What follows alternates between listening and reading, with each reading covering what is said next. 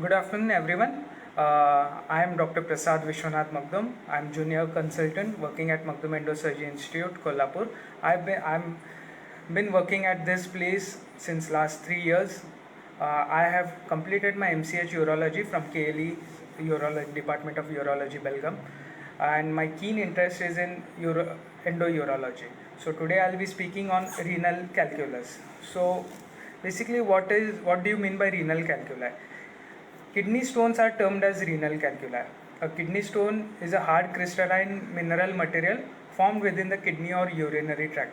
So minerals such as calcium oxalate, magnesium, uric acid, they remain in solute state. But due to risk factors such as decreased intake of water, these minerals cross the solute state, they crystallize and form kidney stones. So what is the prevalence of such renal calculi? As we know, renal calculi is very common, and because of our change in lifestyle, the renal calculus prevalence has increased. The worldwide prevalence is between 2 to 20%, and for men the lifetime prevalence ranges up to 10%, and for women it is 5%. The most important questions we are asked is that, doctor, I already had a renal calculus, and what is the risk factor that I might have another renal calculus? So patient, they'll ask regarding recurrence of renal calculus. So what do we tell them? We tell them that in a lifetime, if a person had a history of renal calculus, so within 10 years he has risk factor of 50% that he might have another renal calculus. So it is very important that patient understands the risk factors. The chances of recurrence is very high, and they should always try to improve their lifestyle, and whatever the risk factors are there, they need to be curtailed. So coming to the risk factors, what are the most common risk factors? So the most common risk factor is dietary risk factors. With our lifestyle, change in lifestyle, we are busy with our works, we are always indoors, and because of this we tend to drink less amount of water. So this is the most important risk factor. Low fluid intake is the most common risk factor for renal calculi formation. Along with it, we tend to take more of animal proteins, or we consume junk food, which can lead to increase in dietary sodium, and also because of use of refined sugars such as chocolates, carbonated drinks, and high intake of all carbonated drinks, this can cause to formation of renal calculi. So this is the most common dietary risk factors, and this has to be addressed to all the patients suffering from renal calculi. So the next common cause of risk factor for renal calculi is family history of kidney stones. So patients who are having family members have renal calculi, there is always increased risk. The risk is of almost 3 times that a person with a history of renal calculus will have increased risk of formation of renal calculus. Another risk factors such as obesity, which is most commonly now seen because of our lifestyle, is an important cause for formation of renal calculus. Other medical histories such as hypertension, diabetes mellitus, and also gouty arthritis, these are the risk factors for formation of renal calculi. So this brings us to what is the most common symptoms, or how patient presents with renal calculi. So the most important symptom patient presents is with pain. The classical pain is pain in the lumbar region or in the loin, which radiates from loin to groin. This is the most common symptom which brings the patient to us. So pain is the most important thing. Patient will have severe colicky pain, and which subsides only taking on analgesics. So patient comes with pain. The other symptoms which most commonly patient comes is having difficulty in passing urine, has burning sensation of urine, or passing blood through urine, what is called as hematuria, which may be gross or microscopic. So classical features such as pain, difficulty in passing urine, burning sensation, and associated with nausea and vomiting. So these are the 3 main important symptoms which brings the patient to us. So apart from this, patient may have fever, patient may have chills. This is because of infection associated with a stone obstruction causing infection that will lead to fever and chills. But there are few groups in which patients are totally asymptomatic. They do not have any symptoms and they are incidentally detected of having renal calculus. They present with some other symptoms for which they are being evaluated, like patient may be having increased blood pressure, which is also one of the renal, what we call as renal hypertension, which is an important factor. So these patients are being evaluated for some other diseases and they'll come across that they are having renal calculus. Such patients are totally asymptomatic. So it is very important that all those classical features may not be the same for everyone. So such patient needs to be evaluated. So how is renal calculus diagnosed? The most important thing is history. So this, as I have told, patient will present with classical symptoms or they might be detected incidentally by some investigations. Investigation most commonly done for renal calculus are a routine blood picture, urine routine which will show presence of any crystals, infections. So these are the basic investigation. But the most important investigation for diagnosing renal calculus is an ultrasound. Ultrasound, what we call is an extension of our examination. So ultrasound is very important. It will tell us regarding the anatomy of kidney, presence of calculus, stone, whether it is in kidney, ureter or bladder, or what is the size associated abnormalities can be easily detected with an ultrasound. The next investigation followed by an ultrasound is a plain X-ray KUB, which will show us presence of any calculus in the kidney, ureter or bladder. So these are the basic investigations. Whenever a patient is diagnosed by this modality, the next investigation will be either in the form of intravenous urogram, what we call as IVU, or the most important thing is CT urogram. CT is the gold standard investigation. CT will 100% tell us regarding presence of calculus, what is the exact size, what is the density of the calculus, and most important, anatomy, if there are any anatomical abnormalities associated, and rest all the vascularity can be easily and more precisely diagnosed with the help of a CT KUB. So these are the basic investigations required for diagnosing. Apart from this, if the patient is having recurrence of calculus, such patient requires further treatment, further investigation in such as 24-hour urine examination for urinary calcium, citrate, uric acids.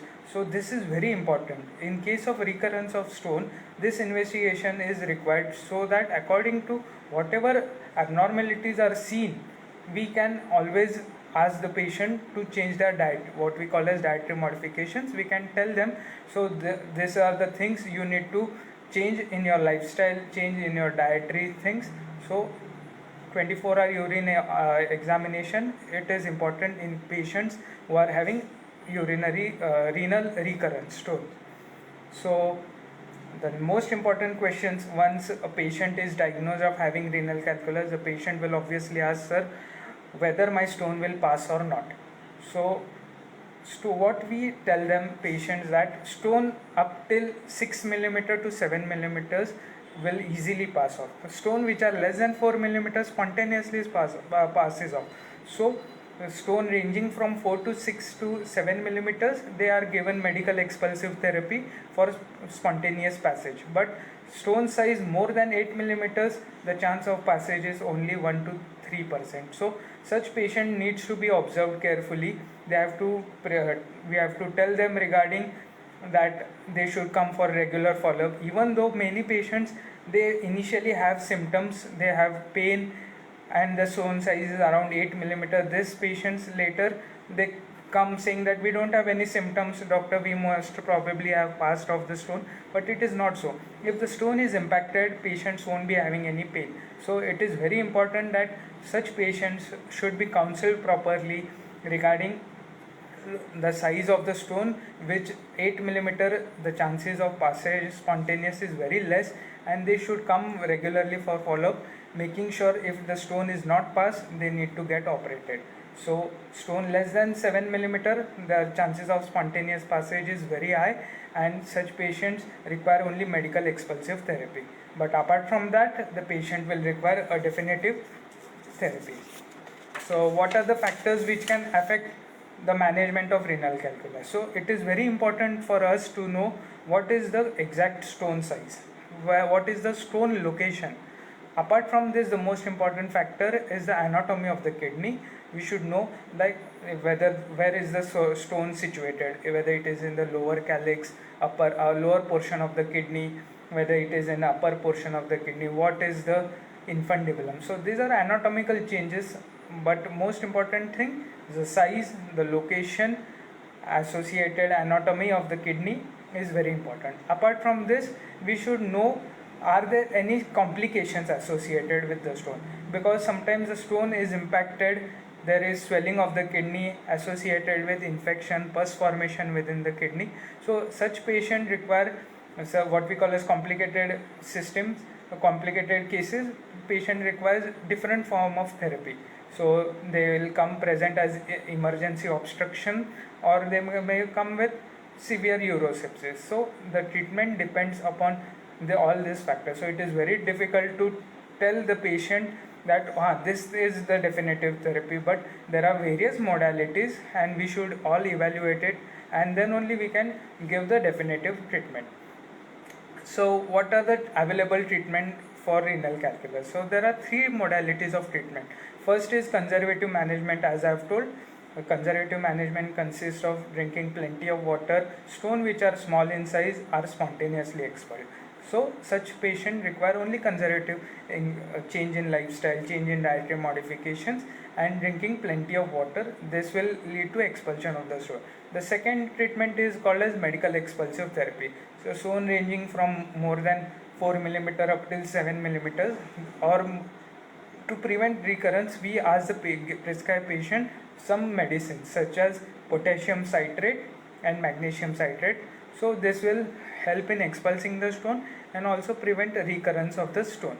So apart from this, analgesics, and in case a stone is obstructed in the lower ureter, we prescribe them alpha blockers, which will cause relaxation of the lower part of the ureter and lead to spontaneous expulsion of the stone. So these are the drugs. Along with, if the patient has infection, antibiotics are prescribed. Apart from this, coming to stone which are more than 8 millimeter, or stones which are obstructed causing symptoms, causing complications, they need to get operated. So there are various modalities. Mostly now open surgery is completely abolished. All the procedures are done endoscopically. So endourological management of the stones is the most common treatment. So it can be in the form of ureteroscopy if the stone is impacted in the ureter.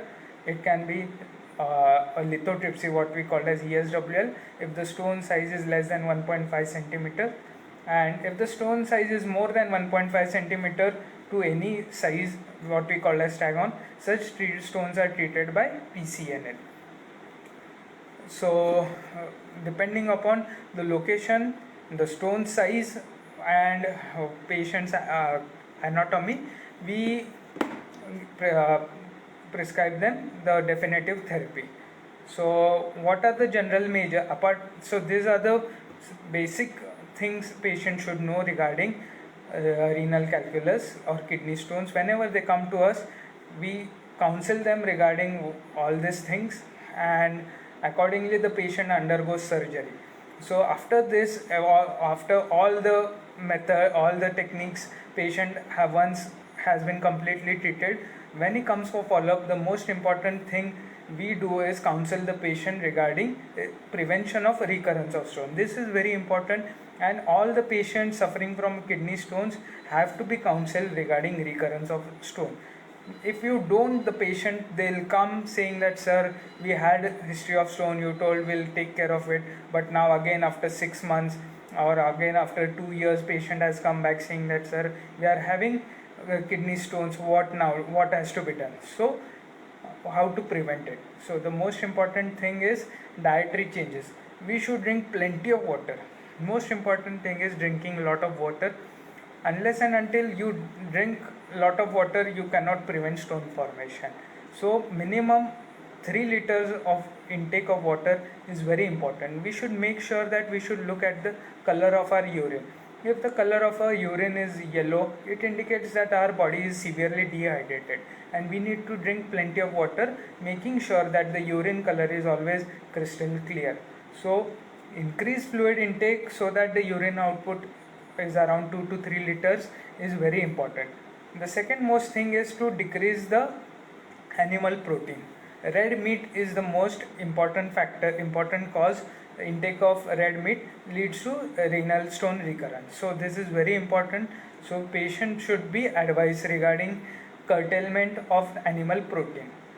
Salt restriction is also another important. The more amount of salt you take, it leads to water retention and leads to stone formation. So avoidance of junk food such as fries or any other junk food which is rich in refined sugars, these are very important factors for stone recurrence. So patient should be counseled that such things should be reduced, and this will lead to decreased stone formation.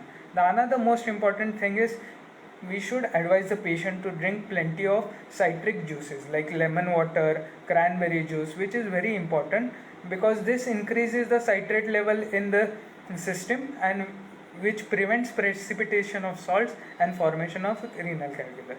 So drinking lemon water, or what we call as lemonade, at home is the most cheapest and the easiest way to prevent stone formation, along with drinking of plenty of water.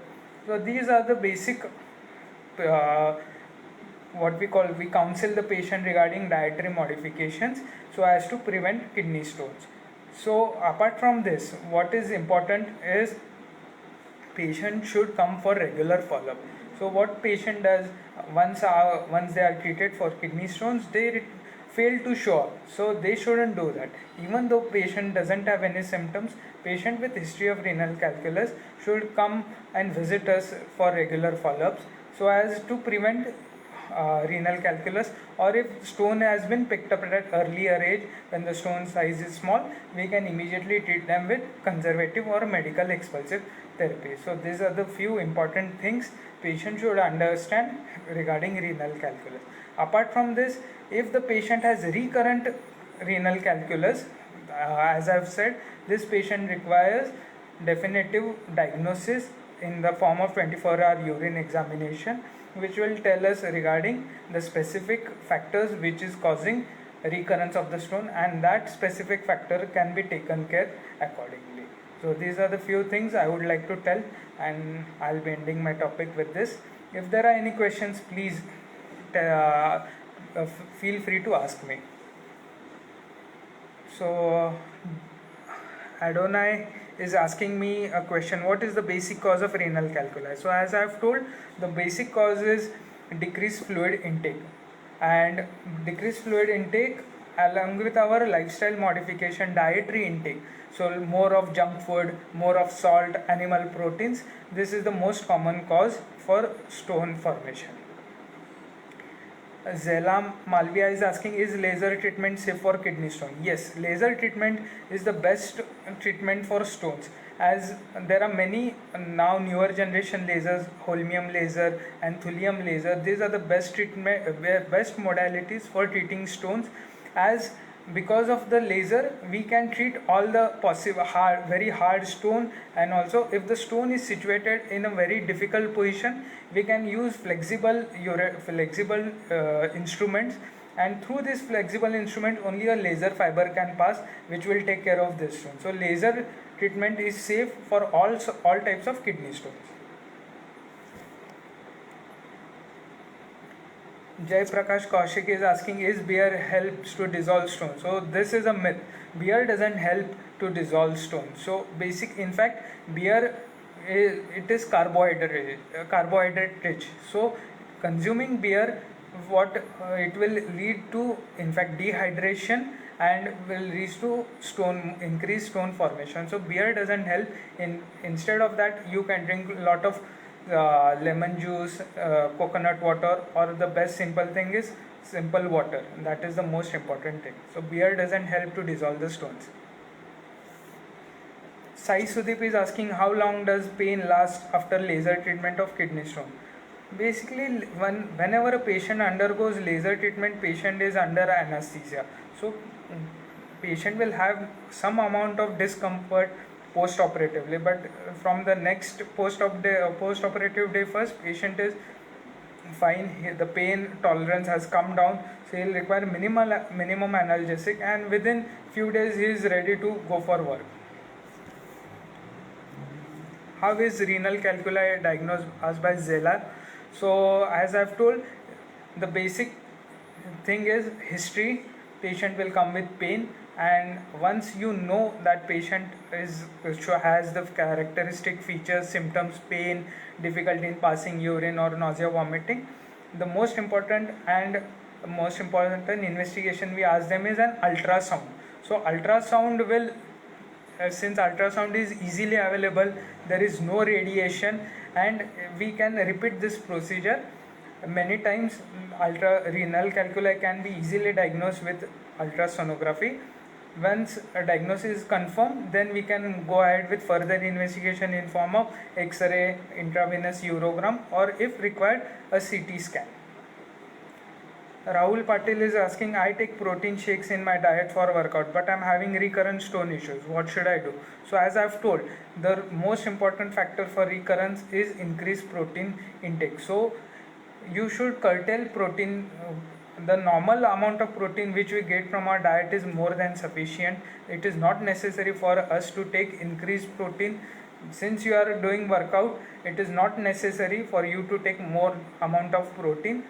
The daily intake of protein is sufficient, and since you are having recurrence of stone, it is very important that you curtail protein shakes, otherwise you will have recurrent calculus. So increase amount of water and decreasing your protein intake is very important.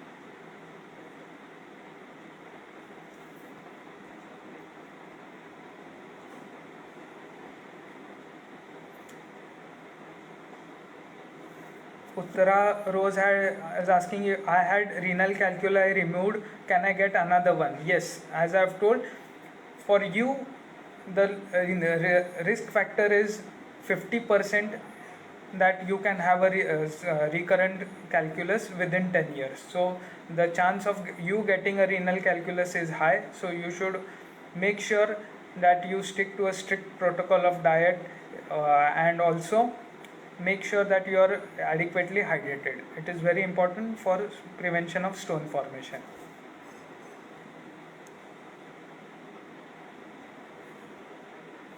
So Manoharan is asking the diet care. I've already told.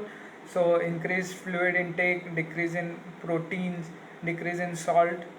These are the most important dietary changes, dietary modifications you need to do.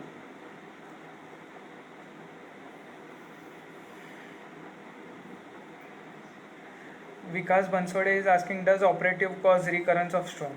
No, operative cause doesn't cause recurrence of stone. If the stone, because if there are multiple stones and if a small fragment is left behind and if it is not treated, that will be seen as a residual stone, but operation doesn't cause to recurrence of stone. That is what I've been trying to tell, that many patients, they come back saying that, sir, how did I get I have underwent operation and again I am having recurrence. So this is very important, that patient with history of stone will have increased risk for recurrent formation. So they should make sure they come and visit the clinic. Even though they don't have any symptoms, they should come with a regular follow-up and make sure that they follow strict dietary modifications.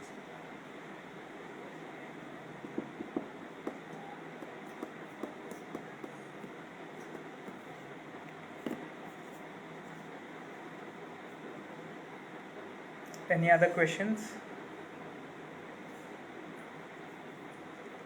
Rahul Patil is asking, any remedy to avoid sudden spasmodic pain in stone? Yes, if you have severe colicky pain, the most important thing, you take analgesic. If you have any analgesic at your home, The most important thing is you consume it after taking some meal or something, so that will prevent that will reduce the pain. But if still, even after taking analgesic, you are having severe pain, it is important that you come and visit a doctor.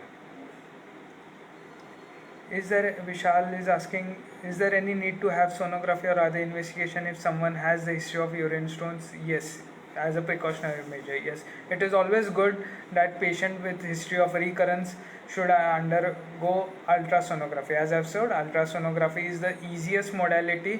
There is no radiation, and this procedure can be repeated multiple times, and it will help in diagnosing recurrence of stone or any stone with up to almost 90% specificity.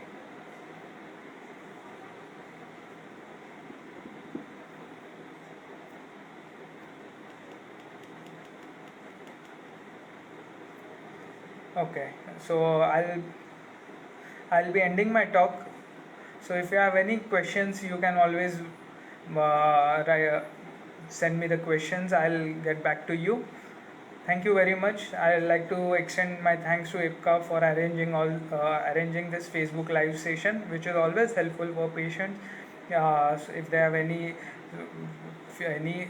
trivial questions, also this can be solved. And in such corona crisis, this is a good platform that patient can, rather than coming to clinic, if they have any queries, they can always connect us through all such social media apps. Thank you very much.